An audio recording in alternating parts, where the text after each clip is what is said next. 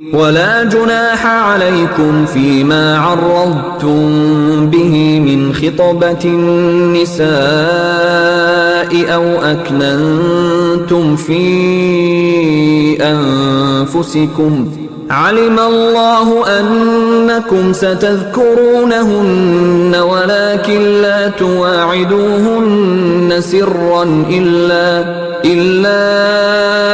أن تقولوا قولا معروفا ولا تعزموا عقدة النكاح حتى يبلغ الكتاب أجله واعلموا أن الله يعلم ما في أنفسكم فاحذروه واعلموا أن الله غفور حليم.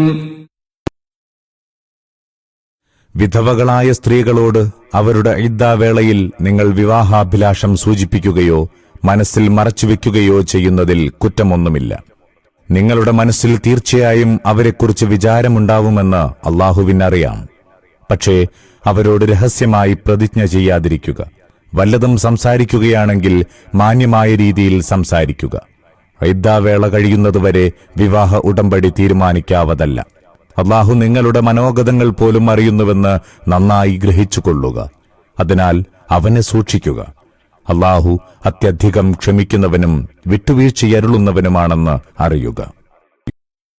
لا جناح عليكم إن طلقتم النساء ما لم تمسوهن أو تفرضوا لهن فريضة ومتعوهن على الموسع قدره وعلى المقتر قدره متاعا بالمعروف حقا على المحسنين. സ്ത്രീകളെ സ്പർശിക്കാൻ അവസരമുണ്ടാകുന്നതിനു മുമ്പോ വിവാഹമൂല്യം നിശ്ചയിക്കുന്നതിനു മുമ്പോ നിങ്ങൾ ത്വലാഖ് കൊടുത്താൽ ആ അവസ്ഥയിൽ തീർച്ചയായും അവർക്ക് വല്ലതും നൽകേണ്ടതാകുന്നു. ധനികൻ തന്റെ കഴിവനുസരിച്ചും ദരിദ്രൻ അവന്റെ കഴിവനുസരിച്ചും ന്യായമായതു നൽകട്ടെ. അത് നല്ല മനുഷ്യരുടെ ബാധ്യതയാകുന്നു.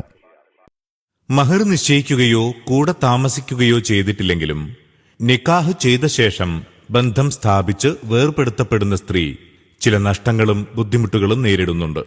തന്നിമിത്തം പുരുഷൻ കഴിവനുസരിച്ച് അതിനു പരിഹാരം ചെയ്യണമെന്ന് അല്ലാഹു കൽപ്പിച്ചിരിക്കുകയാണ്.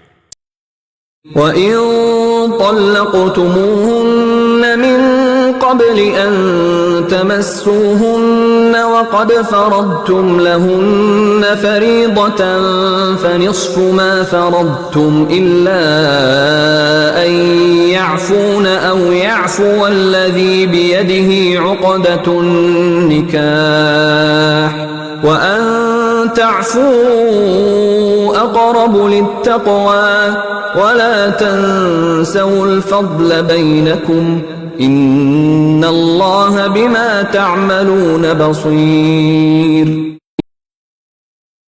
ഇനി പരസ്പര സ്പർശനത്തിന് മുമ്പ് തലാഖ് കൊടുത്തു, വിവാഹമൂല്യം നിശ്ചയിച്ചിട്ടുമുണ്ട് എങ്കിൽ അപ്പോൾ നിശ്ചിത വിവാഹമൂല്യത്തിന്റെ പകുതി നൽകേണ്ടതാകുന്നു. സ്ത്രീ വിട്ടുവീഴ്ച ചെയ്യുകയോ വിവാഹ ഉടമ്പടി ആരുടെ അധികാരത്തിലാണോ അയാൾ വിട്ടുവീഴ്ച ചെയ്യുകയോ ആണെങ്കിൽ അതു നല്ല കാര്യമാകുന്നു. നിങ്ങൾ വിട്ടുവീഴ്ചയോടെ പ്രവർത്തിക്കുവിൻ. അതാണ് ദൈവഭക്തിയോട് ഏറ്റവും ഇണങ്ങുന്നത്.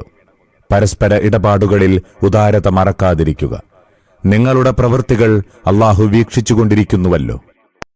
മാനുഷിക ബന്ധങ്ങൾ സംതൃപ്തവും സന്തോഷകരവുമാവേണ്ടതിന് അന്യോന്യം ഔദാര്യപൂർവം വർത്തിക്കേണ്ടത് അത്യാവശ്യമാണ്. ഓരോരുത്തരും അവരവരുടെ നിയമപരമായ അവകാശങ്ങളിൽ ശഠിച്ചു നിൽക്കുന്ന പക്ഷം സാമൂഹിക ജീവിതം ഒരിക്കലും സുഖകരമായി മുമ്പോട്ട് നീങ്ങുകയില്ല. حافظوا على الصلوات والصلاة الوسطى وقوموا لله قانتين. നിങ്ങൾ നമസ്കാരത്തിൽ ജാഗ്രത കൈക്കൊള്ളുവിൻ. നമസ്കാരത്തിന്റെ നന്മകളെ സമഗ്രമായി ഉൾക്കൊള്ളുന്ന നമസ്കാരത്തിൽ വിശേഷിച്ചും അനുസരണമുള്ള ദാസന്മാർ നിൽക്കും പ്രകാരം അല്ലാഹുവിന്റെ മുമ്പിൽ നിൽക്കുവിൻ. നാഗരിക സാമൂഹിക നിയമങ്ങൾ വിവരിച്ച ശേഷം നമസ്കാരത്തെക്കുറിച്ച് ഊന്നി പറഞ്ഞുകൊണ്ട് അല്ലാഹു ഈ പ്രഭാഷണം അവസാനിപ്പിക്കുകയാണ്.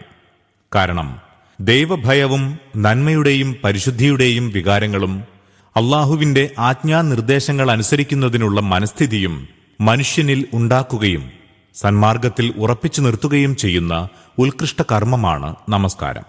ഇതില്ലെങ്കിൽ പിന്നെ ദൈവിക നിയമങ്ങൾ അനുഷ്ഠിക്കുന്നതിൽ അടിയുറച്ചു നിലകൊള്ളാൻ മനുഷ്യന് ഒരിക്കലും സാധ്യമാകയില്ല. മാത്രമല്ല, അവസാനം ജൂതന്മാർ പെട്ടുപോയതുപോലെ നിയമലംഘനത്തിന്റെ ഒഴുക്കിൽ പെട്ടുപോകുന്നതുമാണ്. അസ്വലാത്തുൽ വുസ്ത എന്ന് പറഞ്ഞതിന്റെ വിവക്ഷ ചില വ്യാഖ്യാതാക്കളുടെ അഭിപ്രായത്തിൽ സുബുഹും, ചിലരുടെ അഭിപ്രായത്തിൽ ലുഹറും, വേറെ ചിലരുടെ അഭിപ്രായത്തിൽ മഗ്രിബും, മറ്റൊരു വിഭാഗത്തിന്റെ ദൃഷ്ടിയിൽ ഇശാവുമാണ്. എന്നാൽ ഈ അഭിപ്രായങ്ങളൊന്നും നബി തിരുമേനിയിൽ നിന്ന് നിവേദനം ചെയ്യപ്പെട്ടതല്ല, വ്യാഖ്യാതാക്കളുടെ നിഗമനം മാത്രമാണ്. അധിക പേരുടെയും അഭിപ്രായം സ്വലാത്തുൽ വുസ്ത അസുർ നമസ്കാരമാണെന്നാകുന്നു. അതാണ് സ്വലാത്തുൽ വുസ്ത ആയി തിരുമേനി പ്രഖ്യാപിച്ചിട്ടുള്ളതെന്ന് പറയപ്പെട്ടിട്ടുമുണ്ട്. എന്നാൽ ഈ അഭിപ്രായക്കാർ ആധാരമാക്കുന്ന സംഭവം ഇത്രമാത്രമാണ്: അഹ്സാബ് യുദ്ധത്തിൽ മുശ്രിക്കുകളുടെ ആക്രമണം ഇടതടവില്ലാതെ നടന്നുകൊണ്ടിരുന്നതിനാൽ സൂര്യൻ അസ്തമിക്കാറാകുന്നതുവരെ അസുർ നമസ്കരിക്കാൻ കഴിഞ്ഞില്ല. അപ്പോൾ തിരുമേനി ഇങ്ങനെ അരുൾ ചെയ്തു: അള്ളാഹു ഇക്കൂട്ടരുടെ ശവക്കുഴികളും വീടുകളും അഗ്നി കൊണ്ട് നിറയ്ക്കട്ടെ. അവർ നമ്മുടെ സ്വലാത്തുൽ വുസ്ത തടസ്സപ്പെടുത്തി.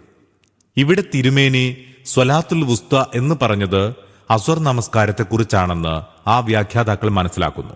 എന്നാൽ ഈ നബി വചനത്തിന്റെ കൂടുതൽ ശരിയായ വിവക്ഷ നമ്മുടെ അഭിപ്രായത്തിൽ ഇതാണ്: ശത്രുക്കളുടെ ആക്രമണം ഉണ്ടാക്കിയ ബദ്ധപ്പാടും അസ്വാസ്ഥ്യവും നമ്മുടെ ഉത്കൃഷ്ടമായ നമസ്കാരം നഷ്ടപ്പെടുത്തി. ഇനി അസമയത്ത് ധൃതിയിൽ നമസ്കരിക്കേണ്ടി വരും. ഭയഭക്തിയോടും മനസമാധാനത്തോടും നിർവഹിക്കുക സാധ്യമാകില്ല.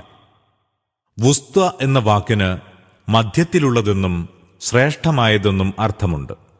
സ്വലാത്തുൽ വുസ്ത എന്നതിന് ഇടയ്ക്കുള്ള നമസ്കാരമെന്ന് അർത്ഥം പറയാവുന്നതാണ്. അതുപോലെ കൃത്യസമയത്ത് പൂർണ്ണ മനസാന്നിധ്യത്തോടെ അള്ളാഹുവിൽ മാത്രം ശ്രദ്ധ കേന്ദ്രീകരിച്ചുകൊണ്ട് നിർവഹിക്കപ്പെടുന്ന എല്ലാ വിശിഷ്ട ഗുണങ്ങളും ഒത്തിണങ്ങിയ നമസ്കാരമെന്നും അർത്ഥമാക്കാവുന്നതാണ്. അനുസരണമുള്ള ദാസന്മാർ നിൽക്കും പ്രകാരം അള്ളാഹുവിന്റെ മുമ്പിൽ നിൽക്കുവിൻ എന്ന അടുത്ത വാചകവും ഇതാണ് സൂചിപ്പിക്കുന്നത്. فإن خفتم فرجالا أو ركبانا فإذا أمنتم فاذكروا الله كما علمكم ما لم تكونوا تعلمون. അരക്ഷിതാവസ്ഥകളിലാണെങ്കിൽ കാൽനടക്കാരായോ സവാരിക്കാരായോ നിങ്ങൾക്ക് സാധ്യമാകുന്നതെങ്ങനെയോ അങ്ങനെ നമസ്കാരം നിർവഹിച്ചുകൊള്ളുക. സുരക്ഷിതത്വം കൈവന്നാൽ പണ്ട് നിങ്ങൾക്ക് അപരിചിതമായിരുന്നത് അവൻ പഠിപ്പിച്ചു തന്നിട്ടുള്ളതുപോലെ നിങ്ങൾ അള്ളാഹുവിനെ സ്മരിക്കുവിൻ. ഇതുവരെ കേൾപ്പിച്ച വചന പരമ്പരയുടെ സമാപനവും അനുബന്ധവുമാണ് ഈ സൂക്തത്തിലെ അവസാനത്തിലുള്ള ഫദ്കുറു എന്ന് തുടങ്ങുന്ന വാക്യങ്ങൾ. والذين يتوفون منكم ويذرون أزواجا وصية لأزواجهم متاعا إلى الحول غير إخراج فإن خرجن فلا جناح عليكم فيما فعلن في أنفسهن من معروف വല്ലാഹു അസീസുൻ ഹകീം. നിങ്ങളിൽ ഭാര്യമാരെ വിട്ടു മരിച്ചു പോകുന്നവർ ഭാര്യമാർക്കു വേണ്ടി ഒരു വർഷത്തേക്കുള്ള ജീവിത വിഭവങ്ങൾ ഒസ്യത്ത് ചെയ്യേണ്ടതാകുന്നു. അവരെ വീട്ടിൽ നിന്ന് ഇറക്കിവിടാവതുമല്ല. സ്വയം ഇറങ്ങിപ്പോകുന്നുവെങ്കിൽ തൻ കാര്യത്തിൽ അവർ ന്യായമായി പ്രവർത്തിക്കുന്നതിലൊന്നും നിങ്ങൾക്ക് ഉത്തരവാദിത്വമേതുമില്ല. അള്ളാഹു സകലരിലും അധികാരമുള്ളവനും യുക്തിജ്ഞനുമല്ലോ. ولا جناح عليكم فيما عرضتم به من خطبة النساء أو أكننتم في